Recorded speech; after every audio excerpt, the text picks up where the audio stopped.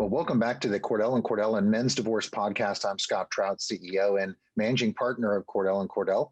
We continue to bring you podcasts and information for guys before, during, and after divorce and all things related to family law. And again, today's topic is no different. It's the first one that we haven't touched in about 13 months, which is good. And it's talking about college, educational costs for kids and divorce. And it's always a hot topic and it varies by state to state. But keep in mind, we make sure we can't give you legal advice here. Can't replace the importance of a consultation, which is key. So if you want to reach out, you can check us out at CordellCordell.com. You can give us a call at 866-DAS-LAW. Check us out across social. Make sure to tune in to the next virtual town hall. You want to get more information on that on our website. So where you can log in live, you can ask questions and get answers from our Cordell and Cordell panel of attorneys right then and right there. So check out our YouTube page as well. It is full of information, podcasts just like this. You want to subscribe to this podcast. So you can get an update every 2 weeks or twice each week. I want to keep up and reach out to us. So today, Anthony over in Mount Laurel, New Jersey, welcome. Thanks for having me, Scott.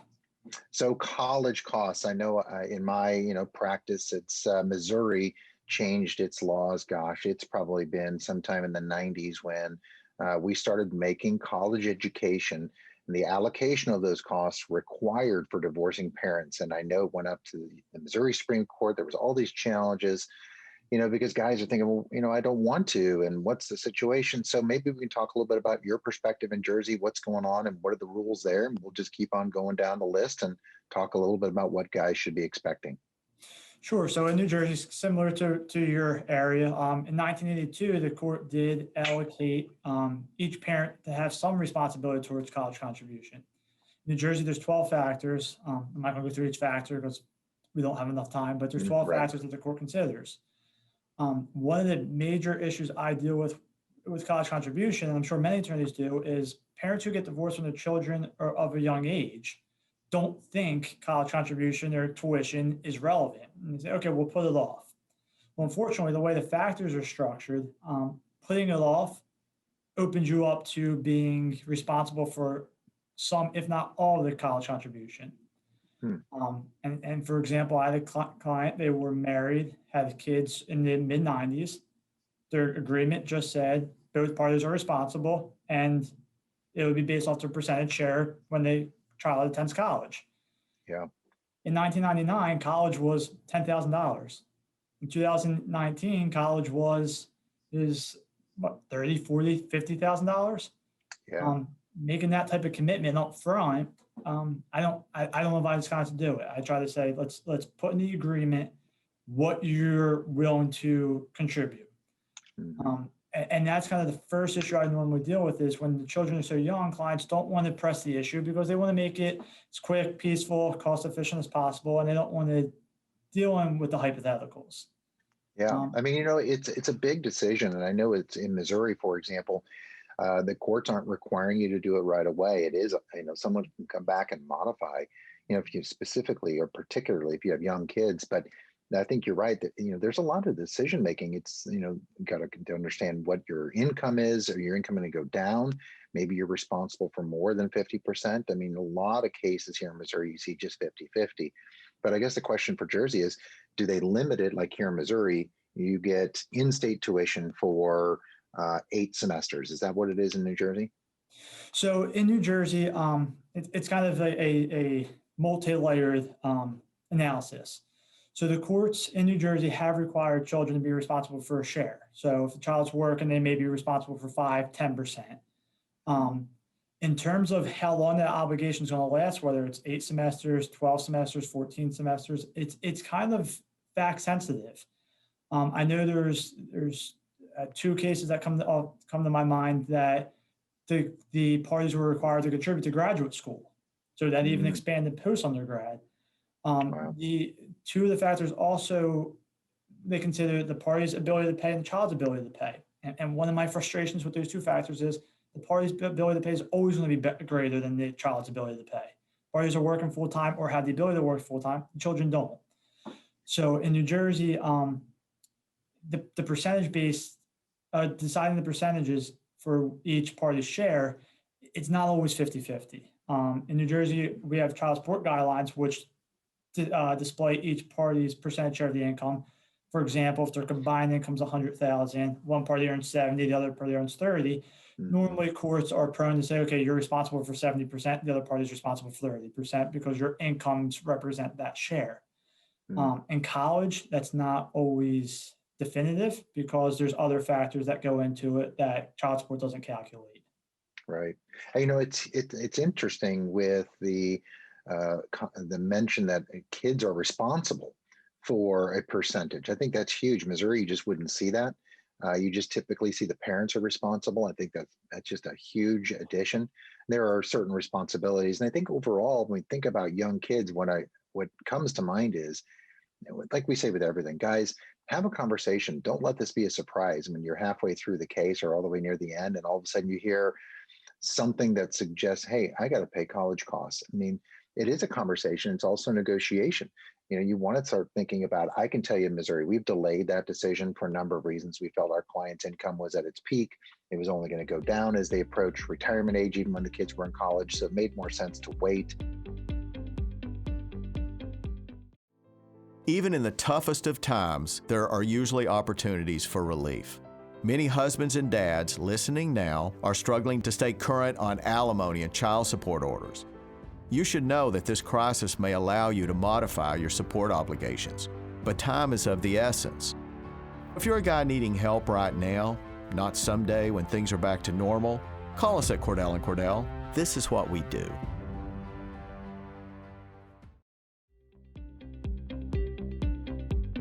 I mean, these are the questions you want to have, but I'm really curious about the contribution. Maybe just talk real briefly, what is it that the court looks at for the child's contribution to school?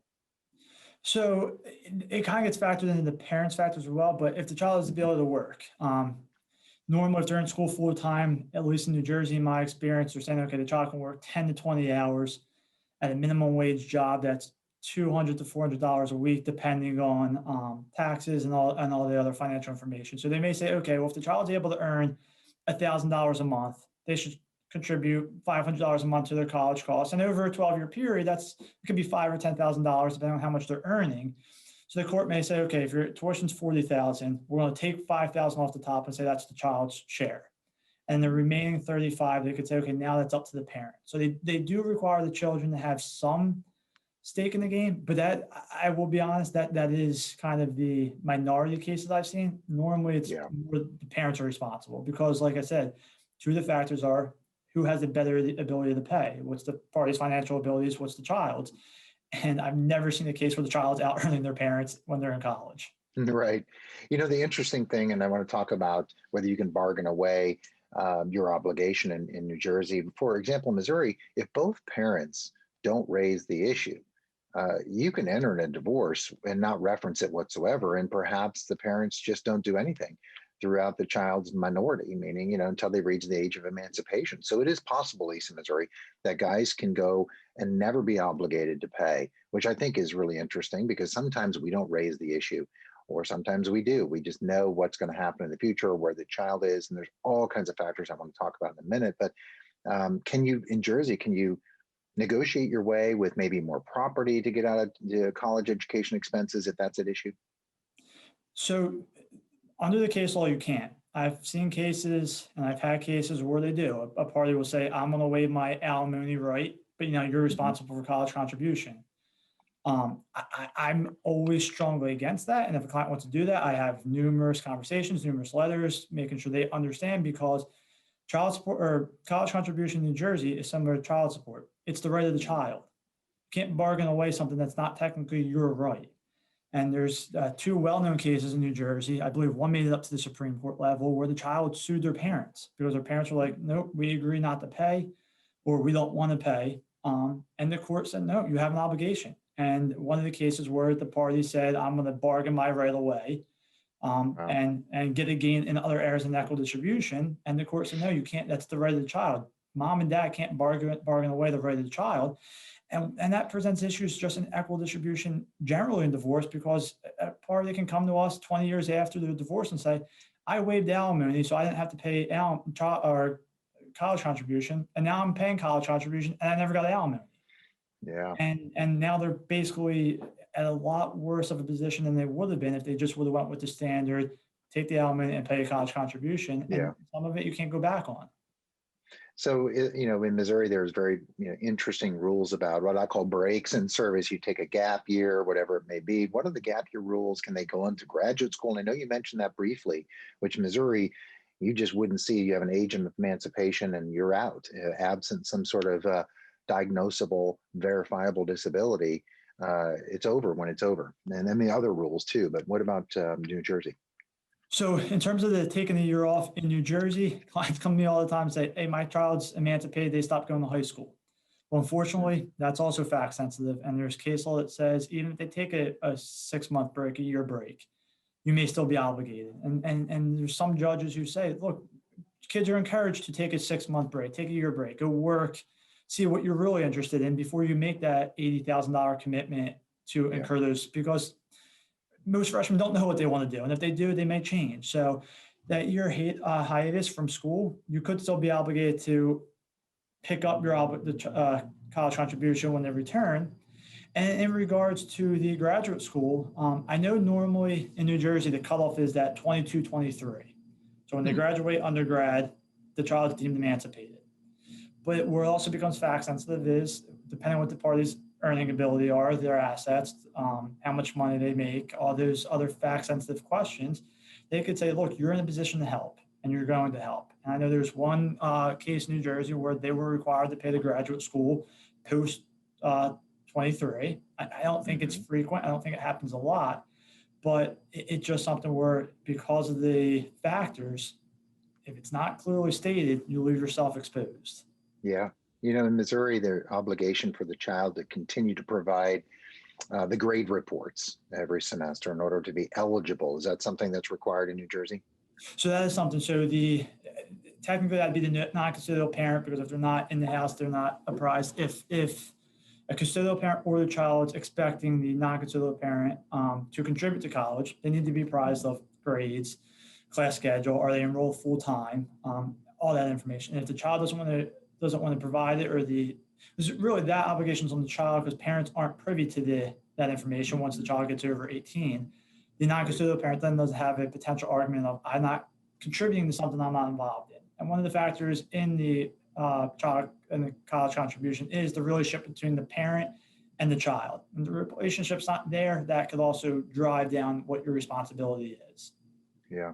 There's so many, this topic I think is of interest because it's, and we won't talk about the factors that go on, because for me, at least in Missouri, once you get college educational costs apportioned and they actually go to school, now we have a child support question. Does full child support continue? What's going on? You're already kind of paying the room and board for a child that maybe goes away. So now you're doubling it up. And it really raises all these issues that I think that should be explored. And I think one of the reasons we do these podcasts is to create these talking points for guys that are listening right now. You may be going through it, or maybe that issue hasn't come up, you're post-divorce, and it may come up. You want to start thinking about what effects and what moves, what strategic things you need to be doing to minimize kind of your financial exposure here. And I think this is great. So Anthony, this is a great topic. I know you and I could go on for an hour. I love it. I think it's an amazing topic. There's so many ways we can go in this direction with guys and give them things to kind of negotiate. But it is one of those unknowns. I can tell you, guys repeatedly come in and I will drop that bomb. Hey, college costs. And like, what do you mean college costs? And I imagine that's kind of your experience as well. Yes, it is. And whether it's pre-divorce when they're like, I'm not obligated for that, or post-divorce where they didn't discuss it at the divorce and they're like, I would have clarified what my obligation should have been. And it comes up all the time in my cases. Yeah. Well, Andy, thanks for joining and filling guys in on this topic. It's a good one. We'll probably revisit it. I think it's worth a virtual town hall to spend some significant time because it's a big, big exposure out there for guys. So thanks for joining today. Thanks for having me. Well, continue to tune in just like this. We're going to bring you great information, good speaking points for you to go get to a lawyer. And remember, as I always said, find a lawyer that practices exclusively in family law like we do at Cordell Cordell. Find out more information. You can schedule consultation via Zoom, in person, whatever is comfortable for you. We can make it available. 866-DADS-LAW, or go to the web, cordellcordell.com. Until next time, have a great week.